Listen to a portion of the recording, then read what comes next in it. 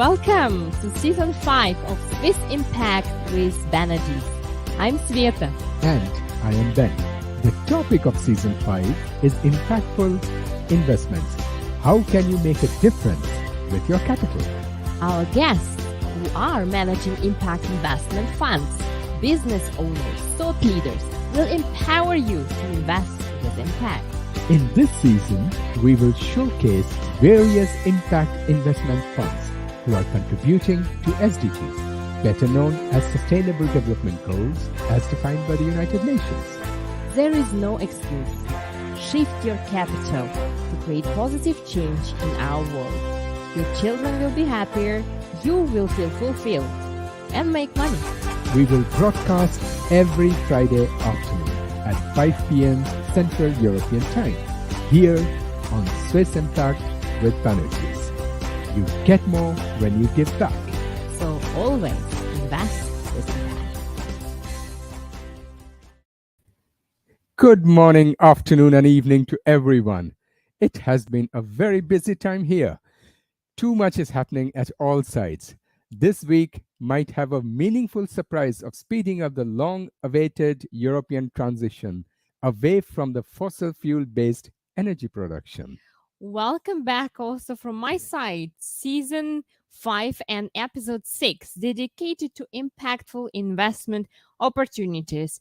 Once again, it has been such an interesting week. The businesses and funds which we show at our TV show are receiving such a warm reaction from the public. It's absolutely amazing.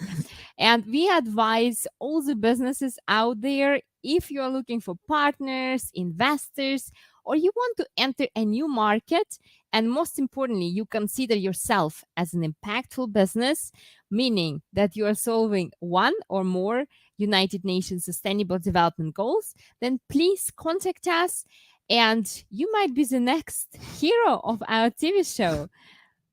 Yeah, so get in contact with us. So watch our program at many channels on Smart TV, on YouTube, social media, and even on podcast. But the easiest is, of course, on YouTube. You can just by subscribing into the channel youtube.com/Swiss Impact. And remember to share our program with your friends and family who are interested to learn or invest into our amazing and the fastest growing sector of impact and sustainable investment. Now, story time. Ben, would you share something cool with us today? So today I want to talk of disconnection. So this word has many layers and can be used in many sectors. It can be disconnection between humans, disconnection between life and technology, everything. But today I want to speak about the disconnection between nature and economy. So as we all know that mankind is facing existential threats at this moment, whether it's climate change, loss of biodiversity, destruction of marine life, plastic in the surrounding, dying soil, etc., etc., etc. And in my opinion, it emanates all from one thing, and that is the disconnection between nature and economy. Our economists do not consider the monetary value of nature and its contribution to our economy, because we take all products like water, clean air, land, soil, forest, trees, marine life for free.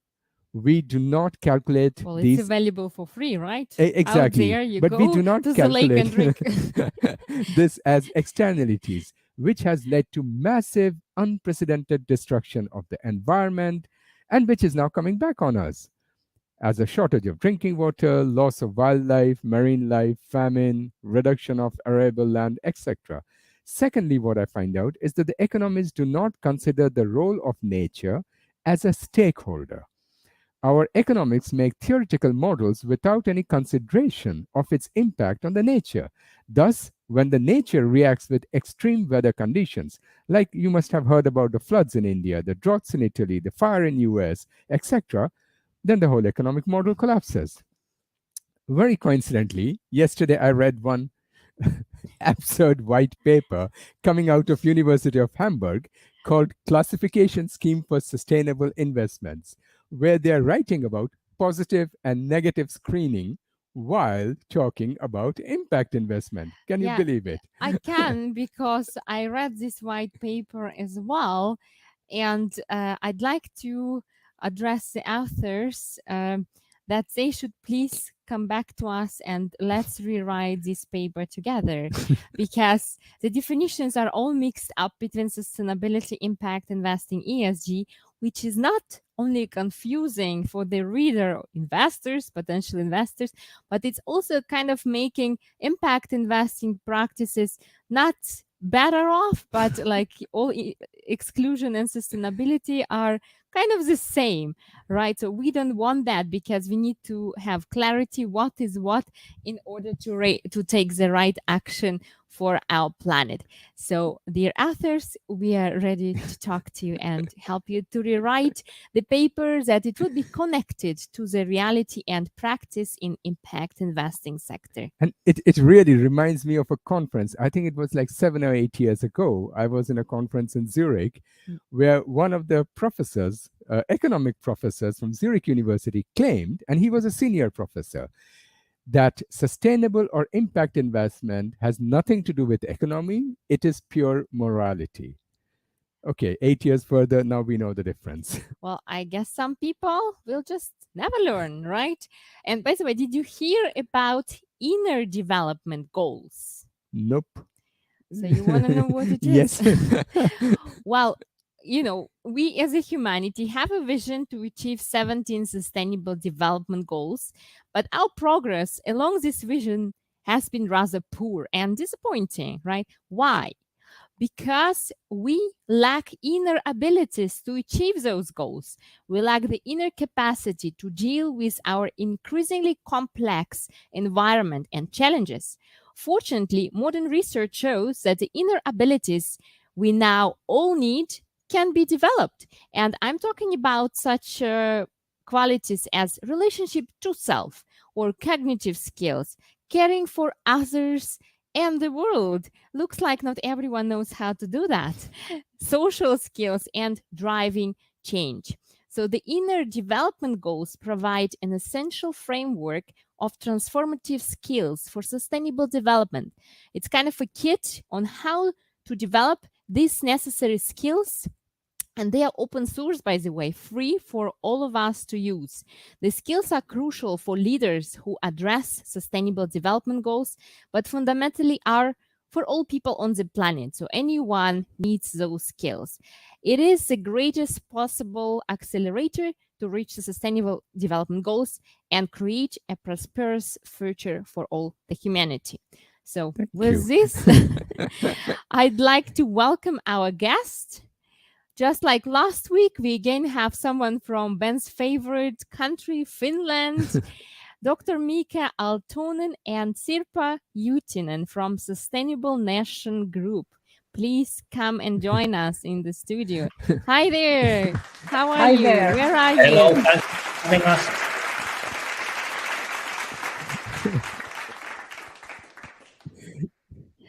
Where are you right now? In Finland or somewhere else? Well, I'm in Finland at home, and in my office room. That is the spare room in my flat. So, used to do a lot of work at this desk, but now it's nice to be. Thanks for having us here. Yeah. Thank you for joining, Sirpa. And you, Mika? Yeah, I'm in Helsinki, next to our Parliament House where I live. So it's 100 meters from Parliament House. Okay. Important place. So I heard from a friend of mine from Helsinki said that at this moment there's nobody in Helsinki. So you two must be the only two in Helsinki. The rest are all in the fields and farms and outside. Yeah, there's again some tourists coming. So now when the COVID-19 situation is getting a little bit, easier, so some tourists are allowed to come. So that's whom we can see in the city center. But pretty much you are right that most of us are there in the countryside. Mm-hmm. Guys, I'd like to introduce you to our audience because not everyone knows you. And I would like to start with the lady. So, Sirpa, you are the co-founder of Sustainable Nation Group. And before that, you have been in charge of sustainability in PwC Finland for 17 years and also were a member of PwC's Global Sustainability Steering Board. You're also a board member of Baltic Sea Action Group, chair of Sustainability Council of the Finland Chamber of Commerce, member of ESG Advisory Council of Outokumpu, I hope I pronounced it right, member of Equilibrium Sustainable Finance Committee in Singapore. And I'm sure Ben is proud to count you as his old friend. Yes. Yes, that's the best part of that list. Thank you. And now, Mika, you did your PhD in economics and are an associate professor on the subject of foresight and complexity. You have written 16 books and 100 plus articles on foresight, decision making, and societal change with some of the best experts and prestigious organizations around the world. And I'd like to quote some of the prominent people, what they say about you. Some simple people like former president of Finland. Let's start with Tanja Holonen. She says, Mika Aaltonen is one of the new leaders in strategic thinking and research. And I have one even better one from the Royal Society of Arts Journal, who says, since the time immemorial, the search for a reliable problem-solving strategy has occupied some of mankind's finest minds. Mika Aaltonen is one of those minds. Wow. So we are thrilled to have you guys both with us today, and looking forward to hear your stories. Yeah. So, Mika, we would like to know about you, your story, and what led you to co-found Sustainability Nation Group. Yeah. To Sveta, so that last quote that you said, so it was a terrible article. It was an interview by Royal Society of Arts Journal. And in the interview, they reproduced a picture where they placed me besides Albert Einstein. So the trouble started there. So after that, everything has been very different. But anyway, I established the Royal Society of Arts node in Helsinki, Baltic Sea, many years ago, and I was looking for fellows, honest people, and not too selfish people, and identified Sirpa as one of those. So ever since we have worked together, and professionally we have worked many years on the topics of sustainability and analytics. Okay. Sirpa, and what is your story to the sustainability and impact world? Yeah, I'm sorry if I use a little bit longer phrases than Mika did, but it is a long story already and started more than 20 years ago. I bumped into the concept of CSR, corporate social responsibility, how it was called late 90s. And that was very thrilling to me. That was something that I really got into it and started to think that what I can do here in Finland to promote that thinking, because that seemed to be like the problem solver for, exactly the thing what you Ben described in the beginning, the disconnectedness. We had the huge public sector that made their own decisions, and then we had the companies that made their own decisions. And there was also that disconnectedness between nature and the finance and the economy. And because I've always liked impossible challenges, so I thought that, okay, I have to do something with this. And there were many things that led together, but as a result, I founded an NGO called Finnish Business and Society, together with 7 companies in those days. Nowadays, there's more than almost 400 companies as members, but it started in a tiny thing. And that was like a platform to promote sustainability in Finland. And that platform was meant for business world, and then for the government and the ministries, and then for the third sector, the NGOs. And all kind of things. That was a typical weak signal that I had bumped into when I bumped into CSR, because it was something that I was told that that's ridiculous. I was laughed at when I started to speak that, publicly. And there were a little bit similar what you, Sveta and Ben, told in the beginning, that I was giving a presentation somewhere, and then in the back row, the professor stood up and said that, "Don't you, girl?" I was girl in those days. "Don't you understand that what you are speaking? That's nonsense. That's never going to happen." And it was so nice that later on, when I got to know the term of weak signal and how it was described, so there were exactly those same things were there on that list, that it's never going to happen, it's ridiculous, and that's something that you shouldn't do at all. However, things started to evolve, not only because of me, I understand it very clearly. So at the same time, from different directions in the world, from the large companies, from the European Union, came signals on the same topic.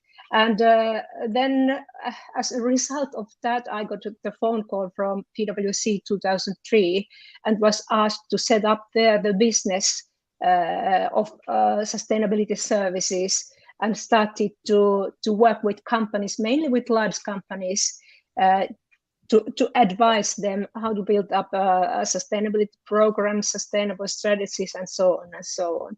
So that has been my like the road or the way how we then, when we met with Mika, and we started to talk about this several years ago. And I remember that we were both participating in a birthday party in a nice island a little bit further from Helsinki. And we were there in line waiting to take our food from the buffet. And Mika was behind me, and I turned and said that, okay, because we had met earlier. And he started to speak about this idea, like he's jumping into everything immediately. And we got so enthusiastic about that idea that we almost forgot to take the food and eat. So, and since that, we have been doing this together. Of course, I had my job in PwC, and I gave it up last summer because that was my first opportunity to retire. But now when I have had this 1 year sabbatical, I'm again full of energy and ready to do something else, because it's not going to be the rocking chair that is waiting for me yet. So sorry, it took quite a long explanation. No, it was perfect. Cool stories are always welcome. So what is Sustainability Nation Group, and why did you create it? So Mika. So I can comment on that. So because we have looked the corporations and organizations for a long time, and also about the analytics, and then we agreed clearly that some parts are really missing in the analytics. So the analytics normally is manual. It takes a long time to do. It requires lots and lots of money. And then we discussed that this could be our chance. This is something that the world needs. We need new dynamic capabilities to help nations, corporations, investors, and people to make sustainable decisions. And this is where we are at the moment. Is it kind of a think tank? Do I understand it correct? And how and why do you think that knowledge can be a driving force towards sustainable future? Yeah, so I think that, of course, there are many think tanks, but the difference here is that we are able of establishing and maintaining new analytic capabilities. And by that, we mean that the capabilities are combinations of people and technologies. They are combinations of expertise and protocols, methods, processes. So we have united with 5 major organizations who have important qualities. And those qualities are the quality of observation, computational power, visualization and modeling, digital, mobile platforms, and then in the end also with the company who has 4D capabilities when it comes to premises. That means that when we can produce the state-of-the-art knowledge all the time, we can also visualize, model it, and show it to the people of the world for them to use. Do you mind if I add something here, or maybe it's the same thing with the different words? So when we typically speak about think tanks and so on, so we put together researchers and from different branches and areas, and they put their heads together and start thinking and then producing reports. And that's something that this world definitely needs. What's there different in our model is that would be every day we would get the real-time understanding what's going on, especially with climate change and all those consequences and impacts that are measurable. And I think this makes our approach a unique one. Yeah. Was this right, Mika, what I said? Yeah, this is quite correct. The important is that you guys agree on that. Yeah, we absolutely. agree on many things, maybe too many things. But to establish, to build up these kind of capabilities and to give the capabilities to the people of the world will be very, very unique. And that's something why these major companies have aligned with us, and they are ready to work towards this direction. Yeah. And Sirpa, on what you just said, so what is the problem you want to solve or you're going to solve? And what are the problems in the current system? Well, I think you already in the beginning, Ben, I think you referred to those wicked problems that are of course the climate change, biodiversity loss, and so on and so on. Basically, that we are not living, and our economies are not, living in in the boundaries of this planet, and that the problem is such a current one that we don't have much time to go on like this, like we are doing right now. So the problem is that although we have so much information and data in the world right now, it's not perhaps enough real time, and not in that format that is usable for example, companies which are now best, having worked such a long time with them, so that they could be the basic for the new type of strategies that they have to create to be able to support the transformation to green economies, and also to be able to make their own business sustainable, so that it isn't fading out when the resources are perhaps not there anymore as they used to be. So the problem is that disconnect, as what you described, Ben, in the beginning, and we are trying to bring tools and methods and data to solve that. Also, when we look at the history of sustainability, ever since the Club of Rome report in the 70s, so even if we have produced papers and research and analysis, so we haven't reached the outcome that we need to gain that kind of planet where our children and grandchildren also could live. And this is the main topic. So it's not enough to produce more papers and more research. So what we do and what we can do will be that we can translate these researches into actionable solutions.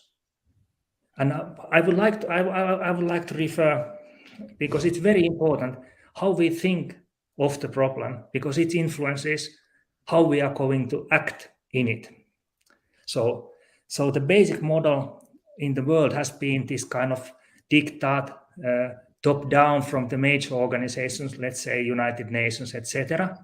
But if we recall Adam Smith 250 years ago, when he wrote his masterpiece, Wealth of a Nation, and he figured out that the markets, the economies, and the societies emerge from bottom up, not by a single decision, but when various actors, citizens, organizations, corporations make wise decisions which are beneficial for themselves.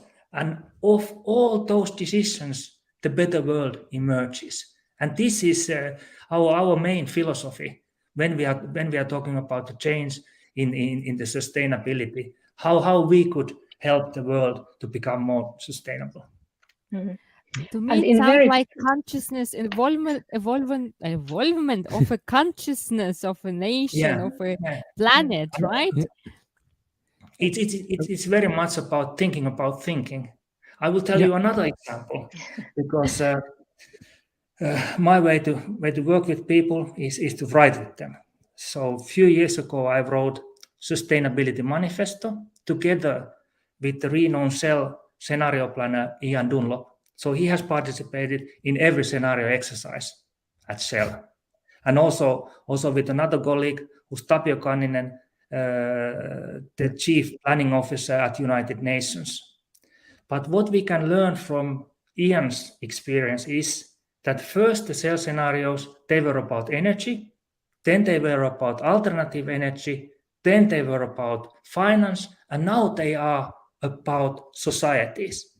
And depending on our thinking, so that will direct our attention to certain topics.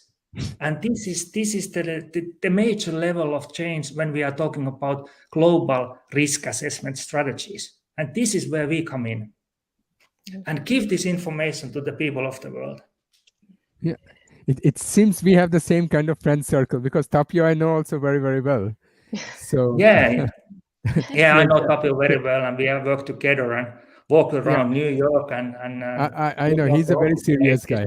So I will tell you one more story, because when we wrote, for 2 years, we wrote the Sustainability Manifesto, and the cover picture for 2 years, it was Wall Street underwater. It was this kind of stimulated picture, because we wanted to help the money men on the Wall Street to make those kind of decisions that they can work also there in the future.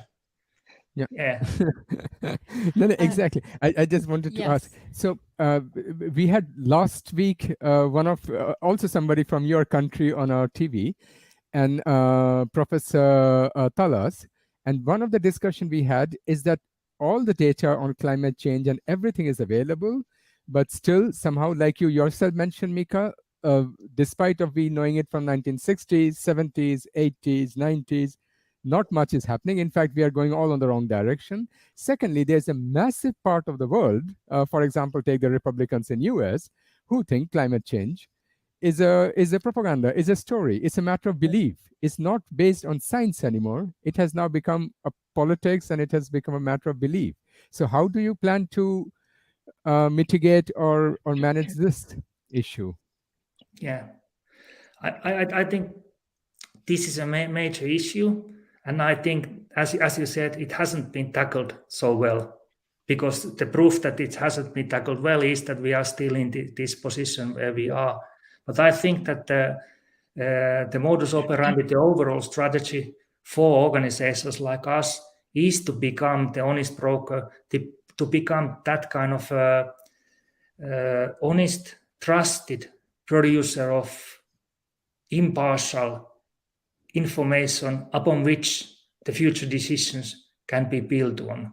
And this is what we can do. And to do that means that we have to be the best or the very good information provider. And this is the whole thing between Sirpa and me and all the companies that are with us in our group. We believe that there is a way to do things better than we have been doing so far. So let me say, so if we have, for example, IPCC report, it comes every 6th year or 7th year. So that's not the way to do decisions in today's world. Nobody does that anymore. The information is there, as you said, and we can use the fresh information and build upon that. And also, when we look at the world, and if we see the world like your picture behind you, So it is a place of direct and indirect feedback loops, and those kind of systems who have the fastest feedback loops with the environment, they learn faster and they can adapt to the environment. And this is on the global level what we are doing with Sirpa and with our group. Well, can I add something before? Sorry, Sveta. So just to remind us that because you are representing impact investing as well, so that especially in the in the European Union, but also different part of the world, the investors have nowadays really big role, and they are like driving the ESG, environment, social governance, as part of the investments, and then especially impact investing that has also this demand that it has the opportunity to make positive impact. And now investors also need more and more real-time data to understand where the ES and G risks lie and where to get the biggest impact. So we can see that the policymakers are putting the responsibility on investors much, that they are driving, and then also understanding that the moment when all those who are impacting the same ecosystems, for example economies, that when all those parts are moving to the same direction, so then things start to happen. But if the whole ecosystem isn't ready for the change, so then it doesn't make sense for those rare ones that already now understand. So the whole ecosystem is the world. Can I say something? Is it okay? So yes. I think I just listened to you guys. It's okay. You are talking amazing. Thank you, Sveta. So I think that if we look at the mechanistic world or the industrial society, so we have the establishment, and we are relying on that these policymakers can do the right thing. But when we look at the 21st century world, it's very different, because things happen despite and besides the establishment. So we are able to connect with ourselves, with all kinds of people, even if the establishment isn't working. Think about the Arab Spring. So they started the revolution by themselves, by joining themselves. Think about the biggest new Italian political party, the Cinque Stelle. So it started without a history, without funds, because people came together.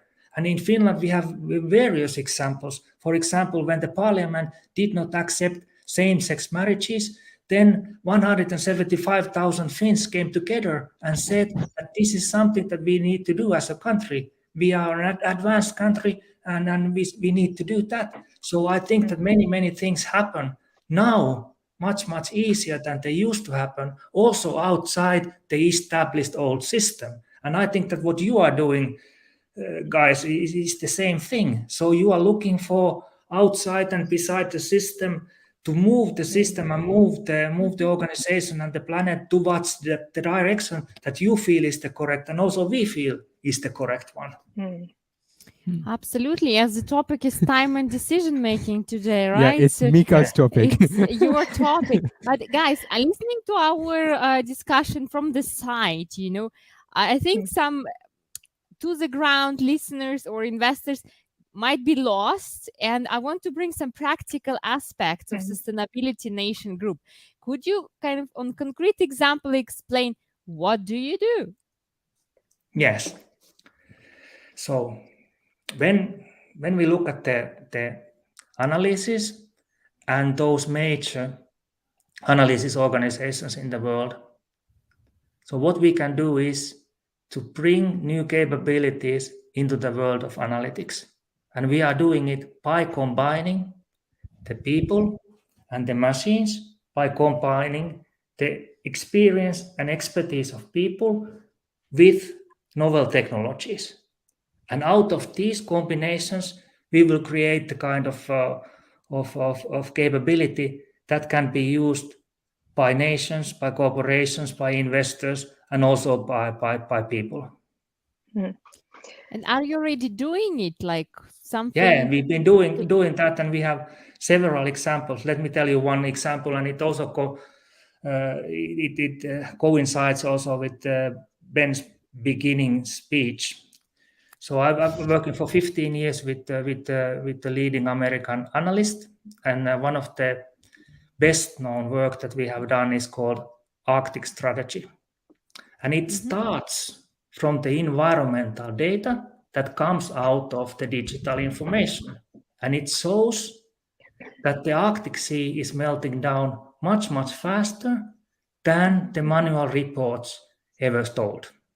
And the difference is huge. It's decades. And then this is the beginning. This is the state-of-the-art analysis of the environment. And then we start talking about what are the financial, the social, the national security consequences that entail the changing environment. And this is how we have briefed several governments and major organizations all around the world. That's quite a clear example. Thank you. I think it's more clear now for many of us. And what are the time scales? So are you relating to decision making? Is it 3 months, 6 months, 2 years, 5 years? Yeah. So first of all, if we think that the timescales that what we can do or what we have to do, about climate change and climate change mitigation. So we definitely speaking again to company, the corporation language. So we have like 2 strategic rounds to go, 4 years and 4 years. So we must have 2 strategies that are leading our company, our country, the whole world to net zero emission, CO2 emission situation. So it means that the decisions need to be made today, and we have to, let's say not today, but very quickly, and we must have real-time data to enable that decision making, to enable those strategies. Because for strategy, we need the scenario analysis, and if that's made on like Mika's example was, if that's made on 6 or 7 years old data, so then it isn't anymore scenario from today to future. So that's an old one. So that's what we have in our hands. So 2 strategic rounds, 2 strategic periods to do, and then again, if we think about in a shorter term, let's take again a corporation as an example. So I have said in many presentations to my clients that if you think any of your like other capitals as your financial capitals, like your very important raw material or your logistics, your networks, whatsoever, if any of them is somehow getting worse or isn't anymore available, or the price will rise a lot, so then it's getting back to your strategy and your business model and your business things, so that you have to make immediate decisions, perhaps that you withdraw from one country where you can see that you can't get any more the corp or the yield from there. You have to do a different type of products, start from innovating, and until it is scaled up. So it can take quite a long time. That's why we have to start so many things pretty soon. Yep. So I think that's about the time. I think this is also quite a question. Do we have time, and how much time from the decision to action? Because the action is what we want to be taken, exactly, right? Yeah. So I think that the time is pressing on. We are the first generation who really understand the global crisis of sustainability. And we are the last generation who still can do something about it. And this is what we are putting our efforts in, together with you and together with all those who want to join us. And also when it comes to, we have talked about this kind of bottom-up approach bringing all in, and all the actors are important. But for us, it is not like this kind of dictate. It's more like a lifestyle choice. It's about those people who feel that living the life or in a way that also our children and grandchildren are able to live this planet is the way to live the life. And this is a major question. When the lifestyle changes globally, then we have to change. Also the change that you discussed earlier, because you said that when we have the information and it hasn't produced the results that we need. But I think that this is a lifestyle change, and it is changing. It is changing, I believe. So if you look at the younger people, they really want to live this kind of sustainable lifestyle. And we are the ones who are helping them towards this kind of choices, everyday rational choices, which are also sustainable. Yeah. And what are your ideas on the emergence of the future? And why is this an important question? It's a major question, because if we take the dichotomy, we take the all industrial thinking. So this is that we are thinking about profit, we are thinking about the gross national product. So that results in certain kind of actions. And if we think of the world and our lives differently, so we will have also different decisions and different solutions. And this is the major thing. And this is something that we can do something. Yes. Well, and that's exactly why we do have one part of our so to say products or the results what we are doing would be free for everyone, like as a philanthropy. So because we think that it's not only enough to have this as a market driving it, so that there has to be that profound change of people's consuming behavior and attitudes that are then there on the behind of people's decision making. And that's why we think that it's important to give some part of this work what we are doing, to give it back to societies, to global NPOs, global people. And then of course there is also the commercial side, where we think that those who are also working commercially, I mean corporations and some other perhaps actors, that they can utilize this data and analytics what we are providing in their decision making. And together these global actors who get it for free, and the people who get it for free, and those who then perhaps utilize other ways our data, that together we really can like accelerate the behavior change that is needed there. And that maybe that's the inner development goals what you Sveta introduced in the beginning, so that also those are needed and perhaps also helping to do this change. Okay. And I mean, this question, I know the answer. I mean, I have the answer myself, but I'd like to hear. Why are you asking them? No, I want to listen to their answer for the audience. Is that, are the nations of the world successfully tackling the climate change? And what do you mean by planetary boundaries?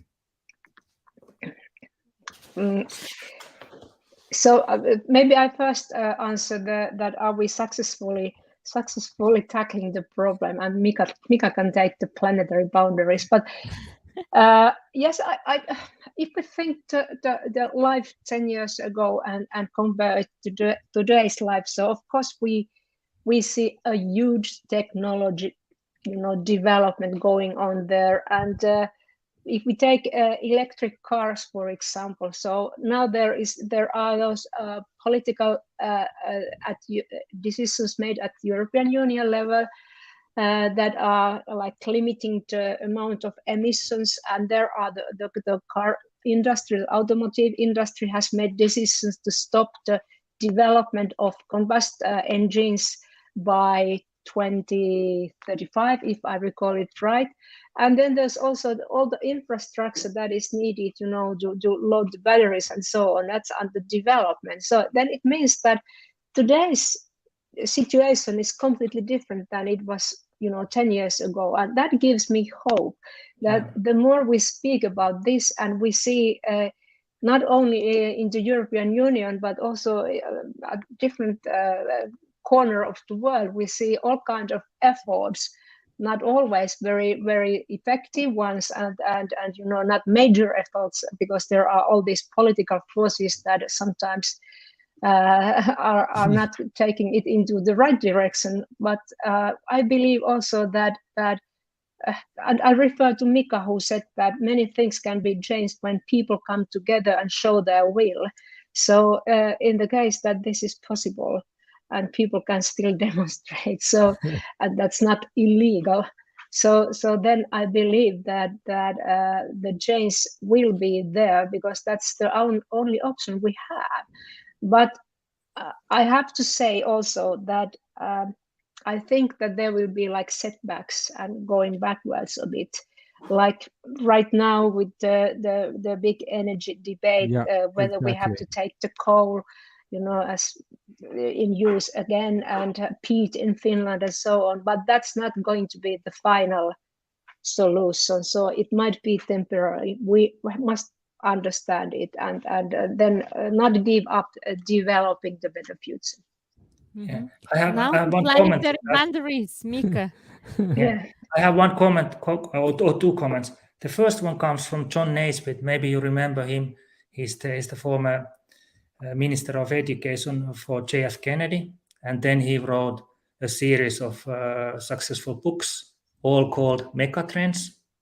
And I have had the pleasure to work with him. And he said that the future comes in clusters.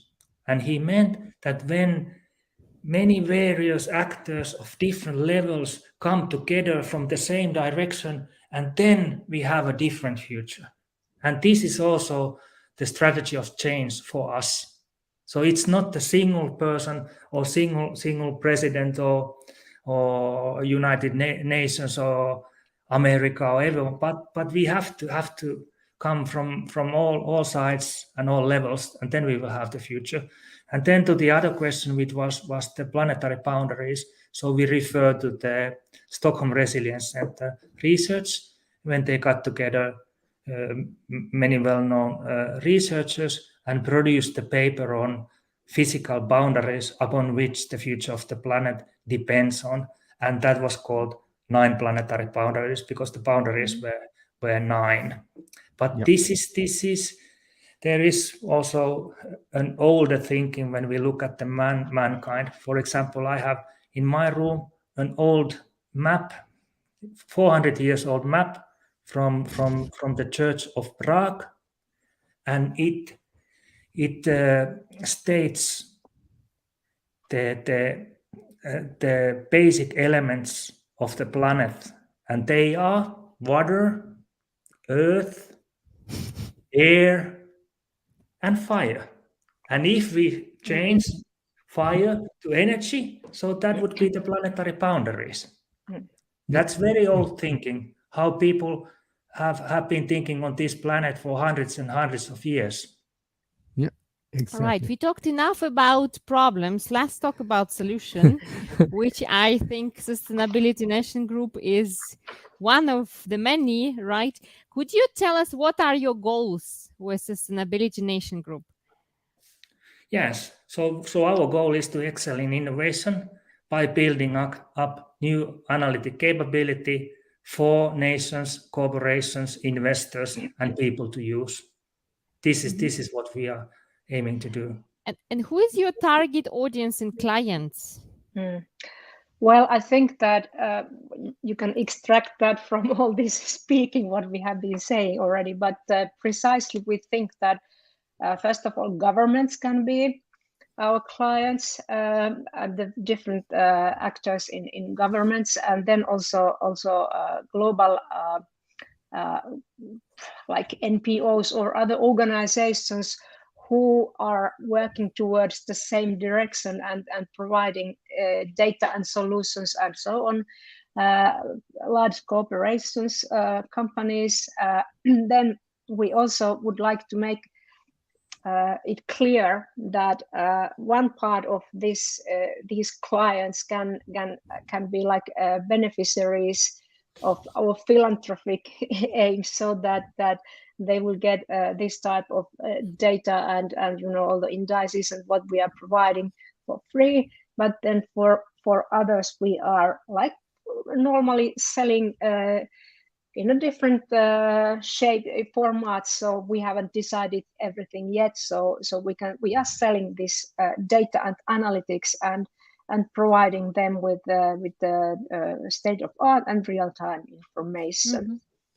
Okay, thank you, Sirpa. And then, sorry, I have to add that, of course, what we already have also mentioned, that we don't think that it's that group is that it's a client, it's rather a stakeholder, but there will be in our plans also something that works as mobile application, and then that's the information for all those who are interested as a citizens, people, to get to know and get some advice also for more sustainable lifestyle. And will they be paying for it, or it will be a free service? There are two types yet, of, I think. Yes, some part will be, some part not. Okay. Sirpa, because you yourself were mentioning about wicked problems, right? Complex problems of our planet, right? What will be your focus and priorities in terms of problems which you are going to address first? Yeah. So what we are going to do, because this is the first round of investment, and we are looking for at minimum 5 million euros for the first 2 years. So with the first 2 years, we are going to build up the capability that we have referred here, the analytic capability, which can be used for the good of all the people on the planet. So that means that out of this capability, we can write reports, publish reports that are addressed to all the people in the world. Then this capability can be used in our services and products, and then it can be used for corporations or organizations who want to use it for their specific targets. Yeah. And what are then your long-term plans? Because you mentioned it's the first financial round, I suppose. For sure, you have also for the second one.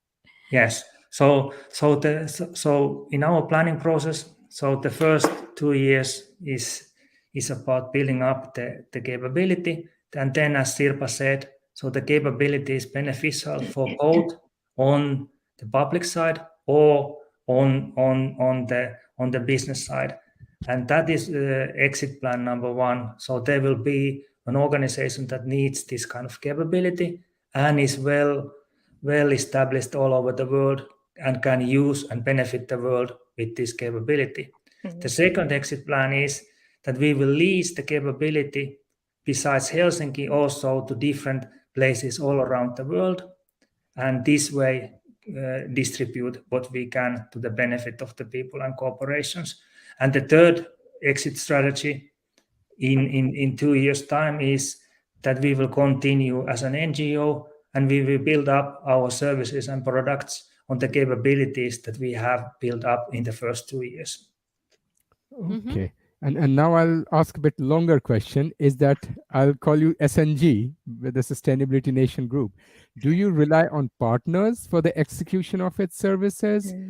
Are you looking for any, and are you looking for investors, and what would be the benefit for the investors? Yes. And same is valid for philanthropy. Yeah, so if I start, yes, we rely on partners, and we are here because of the partners that believe in our goal or in our vision and are able to bring up their capabilities for us to unify them so that we can do together something that nobody of them can do alone. And then first, at this point, we are really looking for the investor. And as I mentioned, so we are looking for a minimum investment of 5 million euros for the first 2 years.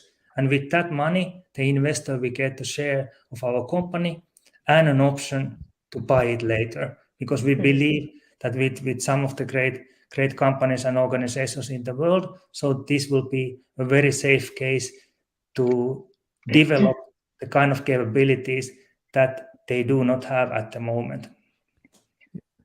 Yes, and I could contribute to the question also, that what does the investors get? So they have good target to have the impact with our help, to make some impact, especially in one of the SDGs, the climate action, and then also they can, in best case, they can also get analytical capabilities in their use if they are also doing other type of ESG related investments, or if they are located in the European Union, they have to, according to the taxonomy, they have to analyze that how well their investments are aligned, whether they are Article 6, 8, or 9 aligned investments, and so on. So taking into account the coming and already existing regulation, especially by the EU. So I believe that our solution would contribute also to that part. But you are also looking for philanthropy. Yes, it is obvious that some of the major organizations of the world would benefit of this kind of solution. Whether it is the European Union or United Nations or Catholic Church, or you just name it. So I think that this is the kind of capability that they miss, and they would definitely benefit if they had it. Yeah, and I was just thinking out loud that Sirpa, your earlier company like PwC, wouldn't they be a kind of ideal partner? Well, as I refer what Mika said, that all those who are sharing our vision and our values would be and willing to work the same direction. So why not PwC as well as the other Big Four? So that's, and I can just believe that all those consultancy companies that work with strategic advice or M&A or with private equity whatsoever, so all of them could find good use of this information and data what we will provide. Yeah, that was Ben. That was a little bit of sensitive kind of question that you asked, Sirpa. So, yes, I have tried. I would complement my earlier response is that yes, we have the major companies on public side, and we discussed on those, but of course on the private, on the business side as well. So it's clear. Yeah. Yeah, I was thinking. I have tried to to make a little bit have a distance between me and PwC and give them all the airtime so that they can come out with that was just an example. I mean, a company like PwC or KPMG or AFRI. Yeah. But when we discussed the time and timing, and you asked why now, so why we have established the company now, so our company is young, but as you have seen, so we are not so young anymore. We have been around for years, but this is the momentum, and for us, the proof that the companies have joined us, come into us, and see that this is something that we have to do, and this has happened also in Germany. When we have a German partner, so we discussed about the major companies in their stock exchange, and this is something what they are missing. So I would suggest that one of the places that where we will be in the near future will be Frankfurt. So we will be there, so giving the kind of environmental information for them to use so that they can make wise financial decisions. And this is like what Sirpa has said today and what Ben said in the beginning, because for 200 years we have focused on finance, on economics, and now so we are bringing here a model that has them all, because you know that ESG, so it has left the finance out of it. Yeah, that's not the model. This is not the model, and as Sirpa argued very wisely earlier, so it is that the changes that take place in the environment, they have their financial consequences, which are huge. Yeah, And this is what we bring on the Absolutely. table. exactly. I wanted to give you an advice since you're thinking of moving to Frankfurt. Please don't use the plane. They always lose the luggage at the airport. Yeah, we will remember that. Yeah. Just carry on luggage. Okay. I want to ask you another question about challenge, because you have your goals, right? But what do you think will be the main challenge for Sustainability Nation Group to achieve your goals? Well, I Well- believe that we have all the same challenges than a startup usually have. So that the challenge is to get the funding and everything set up and have. Well, this seemed to be already solved, that have trustfully partners, because that's very important part. But then in a longer term, so if I think just a nasty situation, so that would be something like that there would be kind of competition between data providers globally that would cause a, not saying fight, but argumentation that wouldn't be that good. Of course, we can always challenge each other, because that's usually and typically developing just things, but that might be something. And of course we have to understand very carefully that what are the practical needs of our clients, and be able to not to be too like enthusiastic in our own thinking, but be very practical, that we really understand that what is the need, and where for example the corporations are using the data, where the investors are using this data, and other decision makers, that we are ready and flexible to modify and develop when we see that is needed. Right. Yeah. And But I think that this is at the heart of our proposal. So there are many think tanks or many knowledge providers, but we have to show that the way that we work is better than theirs. So I think that what we represent here is a paradigmatic change how the information is produced and distributed in the world. And we have proof, because the major companies have already joined us, that we can do it. not the PwC, no. Well, Not yet. I think that it is a potential customer. Yeah, in a We 1 will or 2 years definitely time. send So them that the will- recording. We I- have very good that will be partnership. one of the companies standing on the line asking for Yeah. what to do with this I capability. rest my case here. Oh, I said that. You didn't say anything. No. And how can our audience support you? This first round, we need the investor or the investors, and then in a 1 year or 2 years time, we will invite everybody to join us.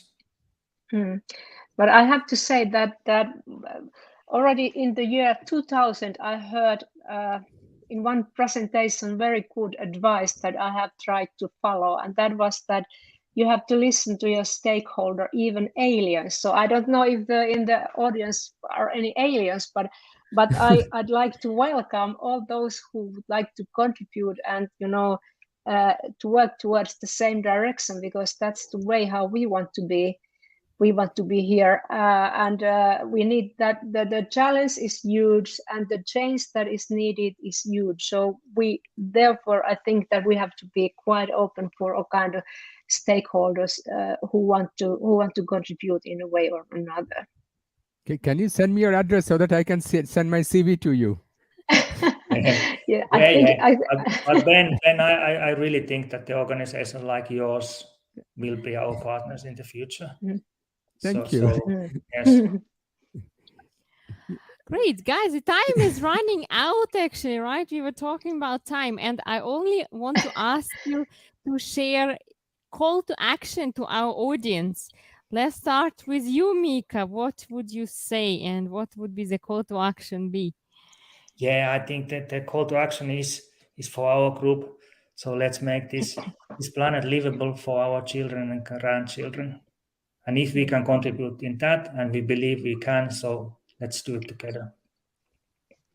Thank you. Perfect. And And Sirpa, what would be your call to action? yeah. My call to action would be that despite this is a challenging and wicked problem, so let's not let it hinder us from doing it, because when, and I don't say if, but when we succeed, it's also very rewarding, not only challenging, but very rewarding. So that's why we have to, and that's why it's worth doing something together. Well, this is what I call women power. Thank you. Okay, yeah. Okay, now we are completely minority. Yeah, even if we are 2 and 2. Yeah, exactly. No, I'm walking away. Guys, thanks so much for joining us today. We'd like to give you a little gift, the membership on Common Mile, the honorary membership, and also Impact Leader Certificate. So Yeah. great for your achievements and impact on our planet. Thank you for joining us today. Thank you for having us. We Bye. connect Thanks for later having on. us. All right. Bye-bye. Bye. So, dear viewers, with this, we finish the 6th episode of season 5. Remember to subscribe on our YouTube channel, youtube.com/SwissImpact. So you're always updated what's going on and you receive the most scientific data as well in the good time. Yeah. So we invite also all impactful businesses who are seeking investments or support to our TV show so that they can receive the support and the resources they are looking for. And as usual, remember, you get more when you give back. So always Invest with impact. Bye for now. Bye for now. Hi, we hope you enjoyed this episode of TV show Swiss Impact with Banerjee. Make sure you check out the next one and also find us on Facebook, LinkedIn, Spotify, podcasts, and any of your favorite social media places. And please subscribe to our channel so you know when we release new episodes. And also leave us some feedback to help us grow this awesome impact community and join it. We look forward to sharing the next episodes with you, and until then, you get more when you give back. So always invest with impact.